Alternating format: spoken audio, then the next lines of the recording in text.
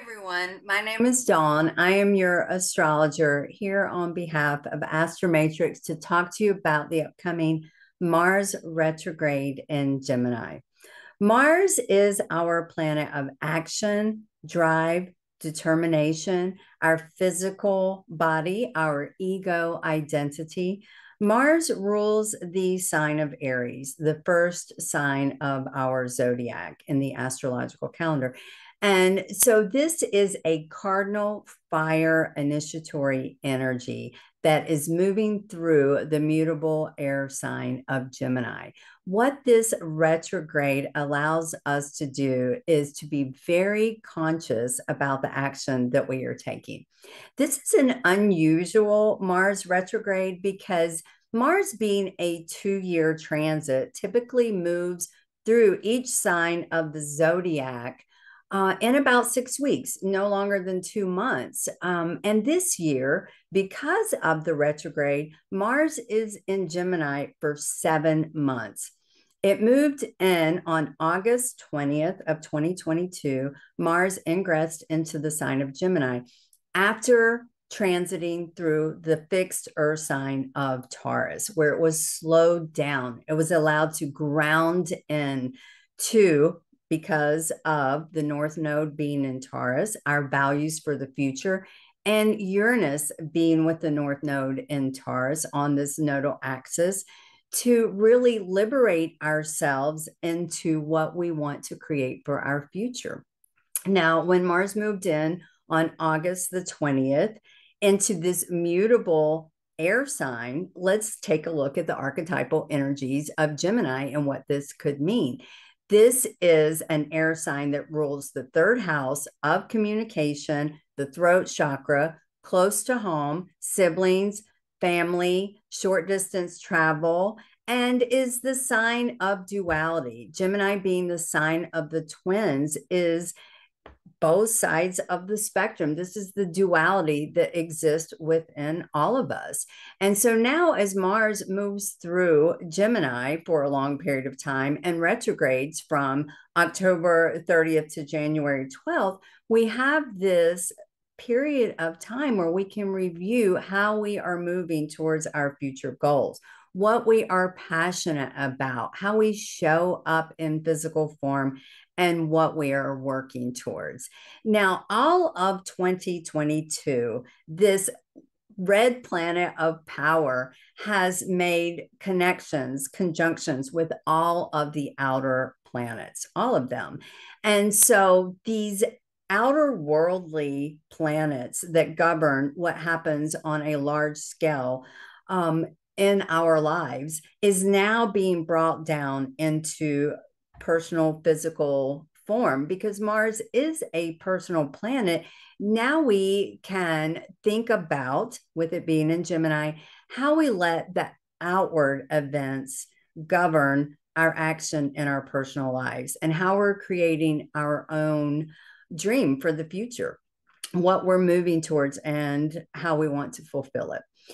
And so during this retrograde phase, Mars does not make a lot of transits. However, it makes two very important transits. One on November the 19th in a square aspect to Neptune, which is also retrograde in its home sign of Pisces. Now, this square to Neptune in Pisces is challenging because Pisces is the ambiguous, nebulous, foggy sign, and Neptune its ruler. We will have something to reconcile here. A square always requires reconciliation. And so if we are utilizing that Gemini energy and exploring possibilities and trying new things and acting on this conversation or building on this goal or moving towards this ambitious creative project, we really will not know if this is going to work out. So we're kind of moving through the fog. And also because Gemini rules communication, this could mean that outwardly, a lot of communication, stories that we hear, propaganda, things that come across our path, people that come across our path, or even information that's being fed to us perhaps even through the media, is actually as it seems? Is it true? So this is a time when we have this square to Neptune in Pisces on November 19th, which happens coincidentally at 22 degrees, which is a critical degree.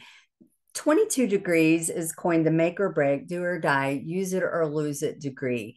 And so, this planet of our ego identity and action in this conscious energy of Gemini squaring off against the dream world, Neptune, Pisces. We want to be very careful that what we're moving towards is actually real. Is the information that we are hearing inciting us? Is it triggering our ego? What are our motives? This is a really good time before moving forward or showing up in the God of War fashion to be sure what we're fighting for is really a dream that could be actualized in our own personal lives. This is a time to really connect with the higher vibration of these energies and ground into our own connection with Source, the higher vibration of our mental capacities, and take action on our dreams. It's also a time when we're doing that, that we can really speak it into existence, speak our dreams into existence, and show up to do the work to see them come to fruition. And so that happens at 22 degrees on November 19th. And then later in November on the 28th, we have a very supportive pause for the cause as Mars creates an air trine to Saturn in Aquarius. And this is at 19 degrees. Saturn being the Lord of Karma, Father Time, rules and restrictions, the slow down, the structures and stabilities that are going to support us in our future work, in our future passions, our endeavors. In Aquarius, the age that we are moving into. And so, as we have this wonderful supportive air trine to Saturn at the end of November, we can, and Mars being in retrograde, we can really take a minute to review, to revamp, to revise, to revisit where we are showing up, what we are working on, and say, is this going to be something that I am passionate about March of next year in the spring or years down the road? Saturn wants to know if these are fleeting moments of fancy or if we are impassioned to the core of our being, if this is something that we are going to work for the long haul, if it aligns with our values, if it's supporting our future destiny that we are building, how we self-sustain, how we draw abundance to us, all of those things that we grounded into when Mars was in Taurus before moving into Gemini. This Saturn says, take a stern look. This is your reality check. What are you fighting for? Is it a battle that you are going to be willing to still be in the front lines of next year or years down the road? And so that is a very supportive aspect when we have that at the end of November. And also, before Mars leaves stations direct and begins to leave Gemini on January the 12th, in the middle of December, on December 19th, Mars will create another supportive aspect, a sextile to Chiron in Aries. I believe it's at 11 degrees. And so if we think about this, Mars is the ruler of Aries, Chiron representing our wounded healer. This supportive sextile to its ruling sign and the teacher, the healer within us, can really allow us to embody, to show up in physical form as our own personification of self, in our own strength of character, moving towards who we are as our own teacher, a healer, and show up in form first for ourselves and then for others with this, connection to that Saturn in Aquarius. That's the long picture view. How is this going to play out when we have taken this personal action and now we integrate it into a connection with others in our society next year? And so Chiron is also, our wounded identity when it's in Aries. And so this gives us a time in this sextile to really be very clear, conscious about what is being triggered in our own wounded self, right? And so we can take a look at this and think it through because Mars is retrograding in Gemini, the sign that governs our conscious mind. We can think about this and know how to act on it in a more courageous way. This is where we show up in our bravado, in our passion, moving towards what we truly desire for our own lives, how we can work to manifest that. And so, if you take a look at where Gemini is in your chart, what house or houses does this occupy? This will give you a more concise view and picture of where this period of time will happen, how you can focus your action, what you are exploring, what you are studying, how you are partnering with others, what you are willing to adventure into, right? Because you will have a time. We will all have a time to course correct anything that's initiated now.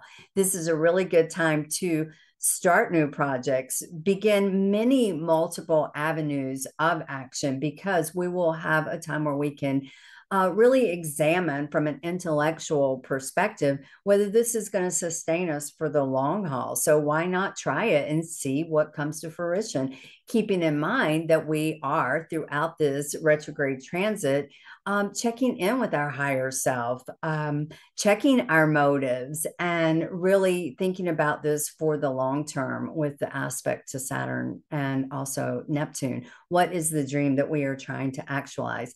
So if we look to where this falls in our own personal chart, specifically between 18 and 25 degrees of Gemini, we can know where this energy is concentrated. And if you're like me and you have Gemini natally in Gemini, I'm sorry, Mars natally in the sign of Gemini, then this is a time of your biannual Mars return where we tap into our own passion and what we truly desire for our lives and what we're moving towards, how we're showing up in physical form in that area of our lives. It's a very impassioned, energetic time. This is very sacred, masculine, yang, fire, cardinal energy. And so any of the cardinal signs will be greatly affected and motivated by this. But we all have Gemini somewhere in our chart. And so we can all apply this in our own lives, in our own personal action towards our own personal goals. And so I hope that this has given you some insight, some aspects, and some timelines for these energies to play out. And I hope that you will, as always, remember to like, share, and subscribe to the Astromatrix YouTube channel and website and app if you don't already have it. And thank you so much for allowing us to be of service. We don't want you to miss any important updates. So thank you so much for the subscribing and sharing. And we wish you the happiest of the rest of this year and a very fortuitous March and spring of next year when Mars clears this energy. Thank you. Bye-bye.